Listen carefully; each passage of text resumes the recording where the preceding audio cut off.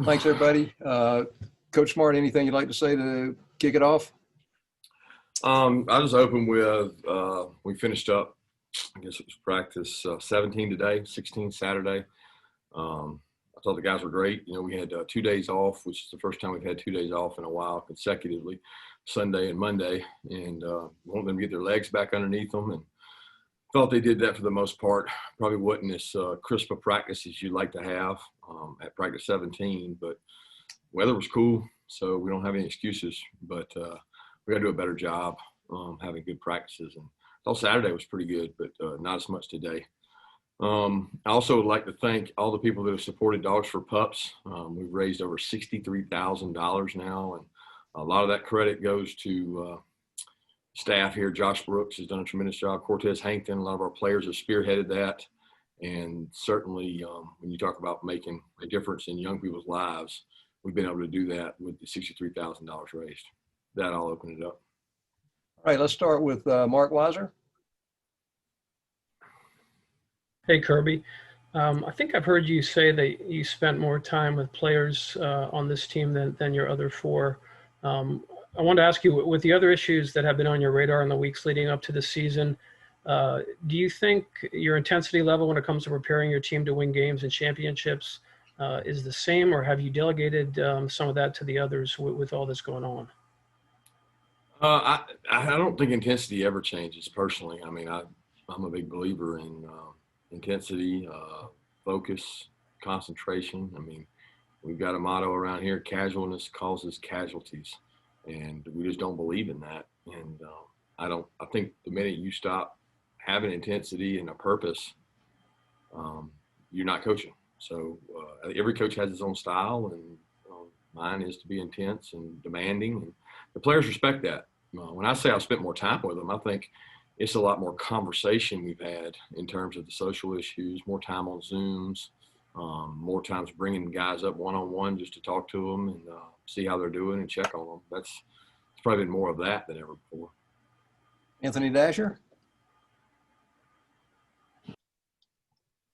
Yeah, Coach. I guess I'll jump right in with the quarterback question. Just kind of where you're at right now.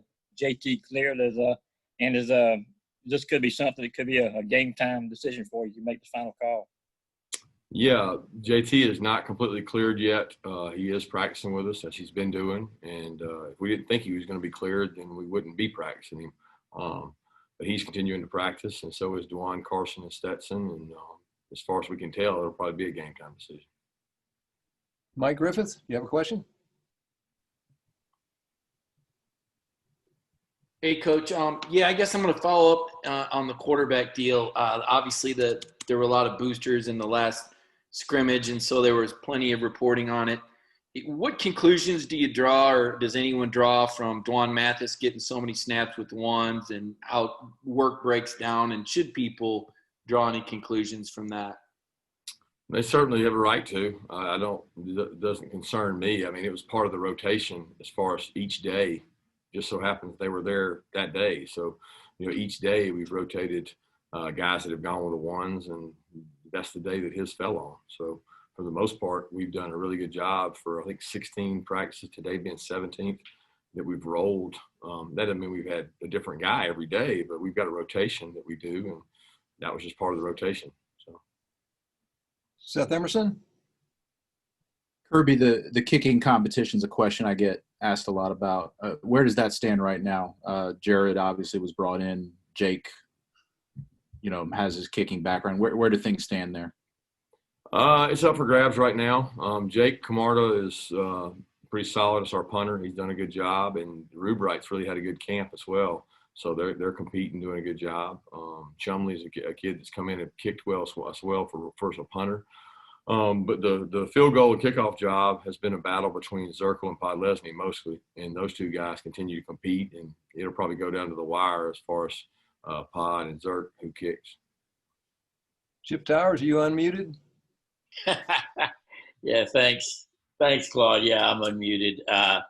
Kirby, just wondering, we're inside 2 weeks now. Do you know at this point that you will have any for sure outs on that first game?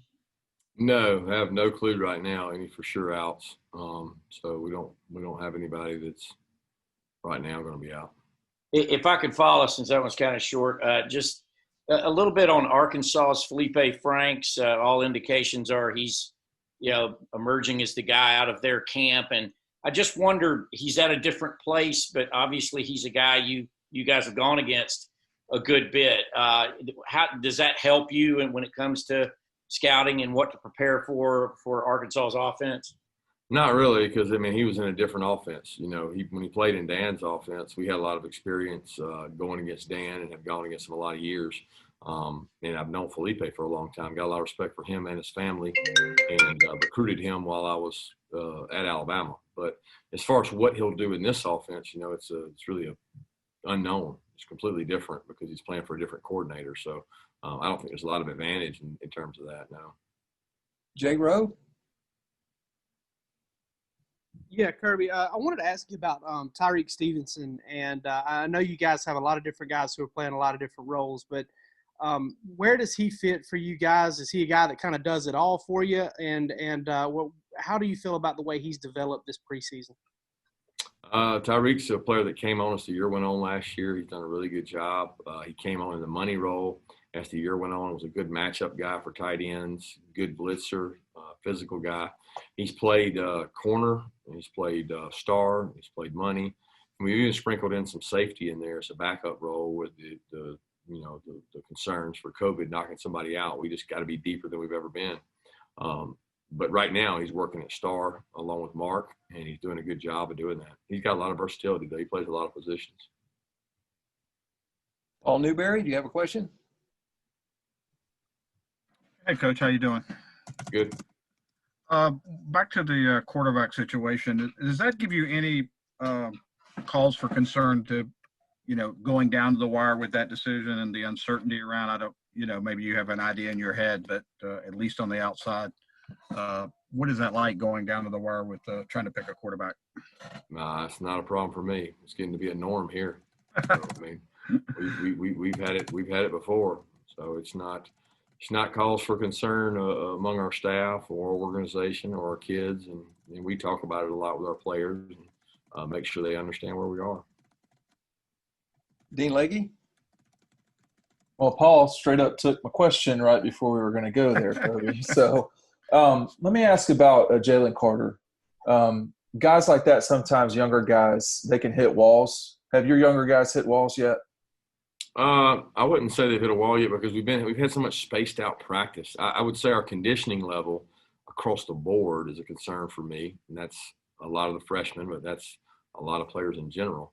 I wonder, without having the same summer training that we've had, if that doesn't hinder sometimes our ability to sustain effort in practice. That's probably one of the things that concerns me the most when it comes to freshmen. So when you look at Jalen, here's a guy that's, he's big, he's athletic, he's a talented player, but how many plays can he play in a row and what can he sustain? And not having a body of work from spring in a typical Georgia summer, not a Zoom summer, allows those guys to get more conditioned. And that's a concern I've got for not only Jalen, but really all the freshmen as we move forward. Brandon Sudge? Hey, Kirby, so on Dewan Mathis, can you kind of take me through what you remember over the past,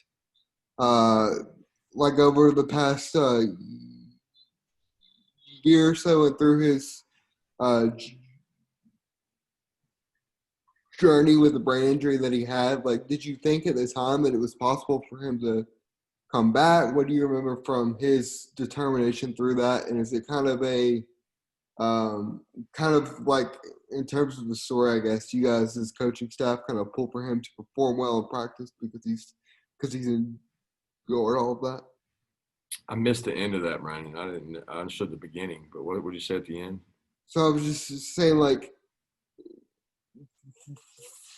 for a guy who's been through all of that, like, not necessarily to start, but you guys as a coaching staff pull for him to perform well in practice after everything that he's and through the best year. Yeah, absolutely. I mean, we don't pull for him more just because he's had the brain surgery. I mean, I'm not going to say that because we pull for all our kids. I mean, he's been through so much, and he's a bright-eyed, talented kid. There's a lot of guys that have confidence in DeJuan, and he's, the best thing that happened to him probably was all the reps he took on the scout team last year because he went down there and got to get some live bullets coming at him. And although we couldn't hit him, we never hit the quarterback anyway. I still remember going to see him in the hospital, and he's, all his family members were down seeing him, and it was a scary, scary moment. And for him to push through that, and I forget what his weight went down to, but I know he got really skinny during that time. And for him to put some weight back on and work hard in the off season. And I know during the COVID time, he was one of the guys that worked extremely hard. I mean, he would go out and just throw on his own and send us videos of him throwing on his own. So he's a really hard worker, and all those quarterbacks, to be honest with you, they're all competitors and good leaders. William Newland, Red and Black. Hey, Coach. Yeah, thinking about the SEC Medical Task Force policies, which were updated to include kind of a more thorough heart examination for players who test positive. Have those long-term risks associated with the illness been in the back of your mind this offseason, maybe talking with Ron Corson, and how have you kind of communicated and talked through that with your players and their families? Well, I don't know what long-term risk you're referencing because every flu virus, is associated with the possibility of getting myocarditis. And the research that's been done hasn't shown that COVID is a greater indicator of getting myocarditis than any other normal flu symptom. And we didn't actually check kids for myocarditis when they got the flu and they had other viruses. So now we've actually put ourselves in a better position because we're testing the heart. We're doing EKGs, we're doing ultrasounds, we're checking everything now after this. So it's really much safer in terms of not wanting a player to get diagnosed or have myocarditis after having COVID, when before we didn't necessarily do all those tests after something that could have caused it. The key and what we all want is to not have a young man playing or performing or doing extra exercise and be dealing with myocarditis. So how do you prevent that? You test and you research and you look at it. And Ron and his staff are doing a tremendous job of that. And we're very fortunate at UGA to have a baseline test on every kid that's ever come in here. So after they have COVID or maybe they have antibodies for COVID, we're able to test them and look and see what the differences are in their heart. And we're very fortunate to be able to do that, which makes me much more comfortable with the decisions that have been made. Vance Levy, do you have a question? Kirby, you're pretty much a week out, a week and a half out. Each phase, offense, defense, special teams, you got anything particular that concerns you for each one of those? And with the different structure and practice, are they different than they typically are a week and a half out? I've got all kinds of concerns, but I'm not going to put them on a platter for Coach Pittman to worry about. I mean, I've got concerns that we've got to deal with, and every coach has got concerns. When you watch the games last weekend, there's punt return touchdowns, kickoff return touchdowns, field goals blocked all over the place. And, those are learning lessons. And if you use them the right way, you can try to prevent them from happening to your team. But concerns, I'm constantly worried about our ability to perform. We're going to have a lot of young men that, they didn't get that spring game under their belt with, 50, 60, 70, 93,000 in the spring game. That's like an extra game for our guys to get used to it. And we basically just finished spring practice Saturday in my mind. And that's, we're a week from the game and we're just finishing spring practice. So we're behind, but we're even with everybody else. So we got to do a good job with what we've got. David Pascal. Hey, Kirby. A couple years ago, obviously with Jake and Justin, you had quarterbacks with different talents and you could bring them in and do different things. Might this be a similar situation with what you've got with the talents in that quarterback room? Could there be a deal where you bring one starts and another one comes in and maybe offers you something different? It could be, yes. Can you also then talk about since you've been here, you had Jake for a while, is there an excitement that comes with a quarterback competition that's Jake obviously accomplished a lot, but is there something kind of new and fresh and exciting about a competition? Yeah, I mean, it makes for everybody to kind of put their mind on it. You rely on the people you've hired in your organization to help you make good decisions. Ultimately, those decisions fall with me. And I like the idea of, we didn't have much of a decision last year. So, this year it's been a lot more calculated in terms of reps, been a lot more calculated in terms of what we do with each guy and how we develop each guy. And they're all in different stages of their career, and they're all getting better. And I would argue that we've got a talented quarterback room in terms of depth. The important thing is getting the right one to lead this group. Emily, would you like to ask a question? Hey, Coach. I was just wondering, when I speak to some of your former players and current players, they pretty much all say that George Pickens has no ceiling, and if he does, it's very high. As long as he can stay out of trouble, he's going to be the next best thing. In your eyes, how much has he matured since last year? Is he the leader you need him to be right now? George is a talented player. In terms of leadership, it starts from within, and it starts with him. He's got to do a great job of making sure he's handling all the things he's got to do, both on and off the field. And George is growing up. That's all players do. And we need him to grow up faster. We need him to lead more. He's certainly a talented player. But, sometimes that can be a disease at Georgia that affects you. You have to be careful of that, because what makes George great is his love for the game. And you just can't let that be a weakness. You got to make sure it's a strength. Kelly, do you have a question? All mine got asked. Thanks. All right. We have a little time left. Let's just open it up, and just remember to unmute your mic when you ask a question, and go ahead. Coach, Chip, just to wrap up the quarterbacks, for whatever reason, maybe it's your rotation, but I'm asking you if you could explain. It seems like we've just seen and heard a little bit less of Stetson Bennett than normal. Should we read anything in that, he hasn't been as prominent in scrimmages and things? Is that a representation at all of the hierarchy going into the final week? Well, you could probably read that into it. And I think the biggest thing with Stetson is we have a body of work that we didn't have with the other players. So you have 3 kids that are really unknown, and you got Stetson, who took every single rep last year with the 2s, and he went all camp with the 2s. So if you look at the reps he's taken and that he's been around, we've been able to evaluate him and see him, and he's done a really nice job in our scrimmages when he's repped. But it's a little bit of, we've seen him the most, and we're trying to evaluate the other guys. Hey, Kirby, with JT Daniels, what is the difference between him being cleared to practice and what he needs to do in order to be cleared to play?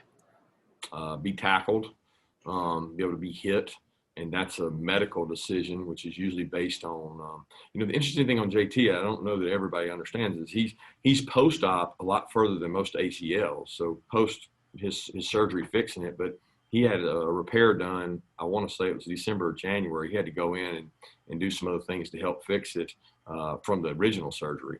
And that was, before we even really knew about him or were with him. But that put him behind a little bit.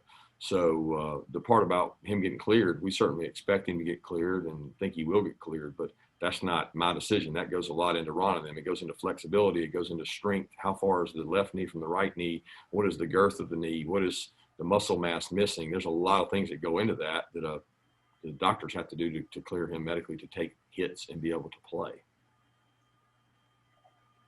Kirby, you mentioned earlier that, close quarterback competitions are starting to be the norm in Athens. Is that experience helping you and your coaching staff right now in terms of looking for things these guys are doing well at practice, seeing how they're taking control of or becoming a leader on the offense, stuff like that? Well, I think anytime you do something a couple times, you get better at it, it's like we've been through this a couple times. And, the interesting thing for me is I've kind of been through it with a different coordinator.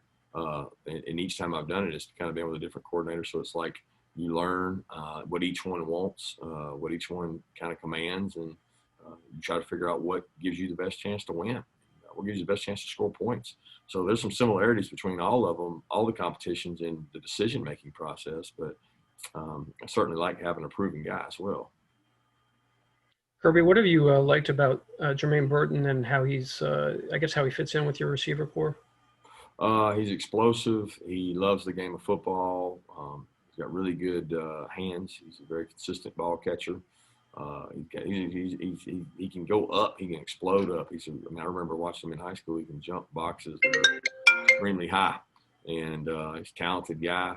And he's learning our system, so he's not there yet. But he's a good player. And so many years we've played here, we've had these games where early in the year we could kind of build to a crescendo and bring the freshmen along. And unfortunately, this year with the schedule we got, it's not going to fall that way. I mean, you look at the first 4 games, and it's just a weird year for having depth at some positions with freshmen. They got to be ready to play really fast, and they got less time to do it because they didn't get a spring ball. They didn't get some of the summer, and so we're having to make decisions really quick when it comes to getting our depth set and our roster set for the games we have. We got time for one more question. Anybody?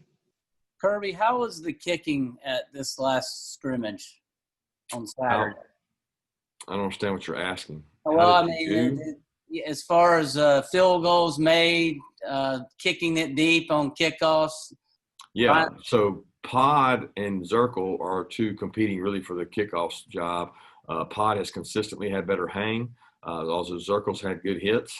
But hang time is a big part of that, and Pod's won the hang time and depth battle when it comes to that. As far as field goal kicking, they were pretty similar Saturday. Zirkle might have been 1 percentage point or 2 percentage points better than Pod, but Pod's had a little better percentage average over the body of work